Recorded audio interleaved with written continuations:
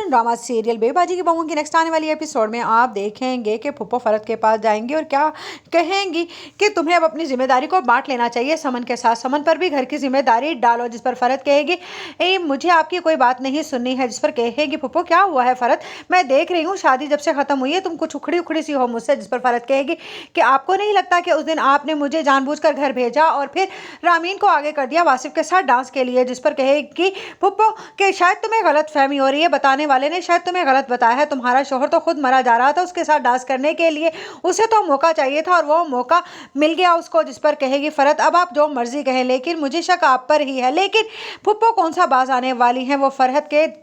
दिल में शक का बीज बोकर चलती बनेंगी। उधर बिलाल आ जाएगा और कहेगा आपने मुझसे कहा था कि इंतकाल भी करवाना है इस घर का, तो लाइए दीजिए मुझे वो फाइल, जिस पर फुप्पो कहेंगी हाँ मैं तो खुद तेरा इंतजार कर रही थी, बस शादी के हंगामों में तुझे बुला ही नहीं पाई। जैसे ही फुप्पो और बिलाल फाइल लेकर बाहर को निकलेंगे इतने में जमाल सामने से हंसी खुशी दुकान पर से वापस आ रहा होगा। जैसे ही फुप्पो के हाथ में घर की फाइल देखेगा तो कहेगा कि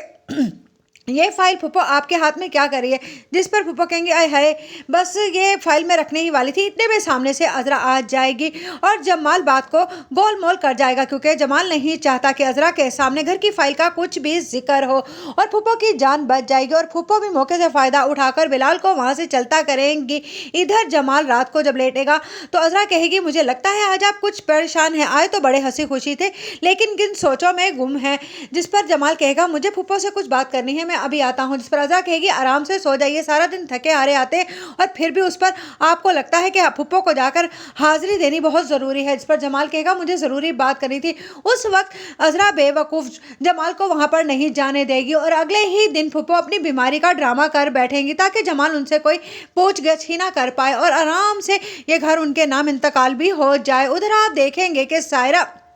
कहेगी अस्मा से कि तुम्हें लग रहा है कि ये सूट मैंने ख़राब किया था, मैं देख रही हूँ कल से तुम बुटीक में मुझसे कुछ खिंची खिंची सी हो, हालांकि सारी गलती तो सादिया की है, जिस पर सादिया कहेगी क्यों बाजी आपने साइज़ नहीं लिया था समन का, मैंने तो साइज़ लिया ही नहीं था, मैंने तो आप पर छोड़ दिया था सारा काम, जिस पर अस्मा कहेगी जाओ सादिया तुम अपना काम करो, जिस पर